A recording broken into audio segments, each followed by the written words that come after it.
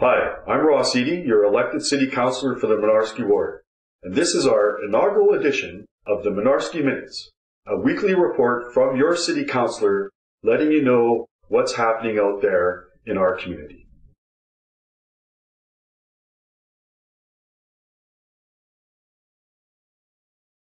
So on Friday was the National Day of Mourning ceremonies. There's two ceremonies that go on the Friday before the April 28th, and one of them was the City of Winnipeg's ceremony to remember the City of Winnipeg workers who have died and have been injured. And so that was a ceremony from 9 a.m. till approximately 10 a.m. with bagpipers, and there was a police choir there.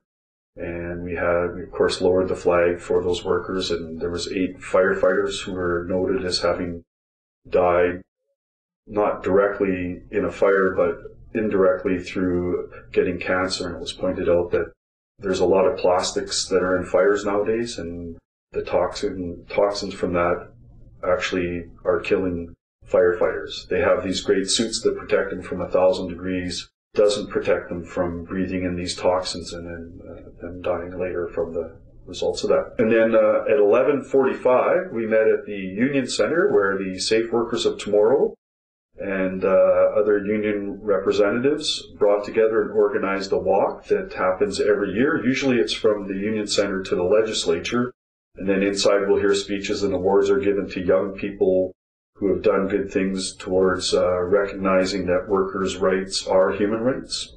So today, though, on Friday, April 27th, we went from the Union Center to the Forks, where we heard from a number of high school students who talked about what workers' rights mean and different aspects of that, and talked about one specific young man which had me in tears.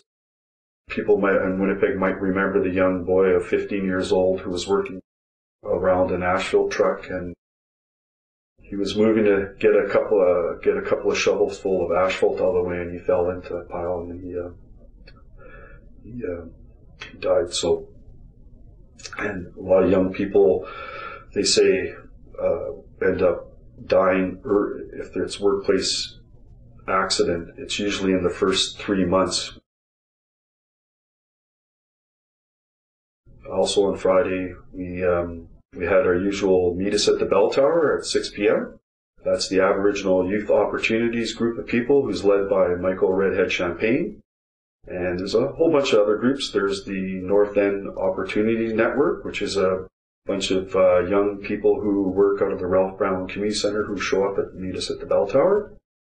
And I think this was the 18th or 19th Meet Us at the Bell Tower, and we meet in the cold or in the warmth. There's a lot of desperation in the North End, but there's also a lot of hope and people who care, and that's who comes out to Meet Us at the Bell Tower.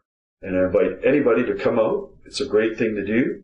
Sometimes we march up and down Selkirk Avenue and we yell out, "Stop the violence," and we want people to hear us loud and mighty saying, do that, because there's a number of teenagers and young adults who are getting involved in gangs, and they need to hear that we've had enough of that, and they don't have to live in fear all the time either. They can just step away and stop the violence. So that was a great event.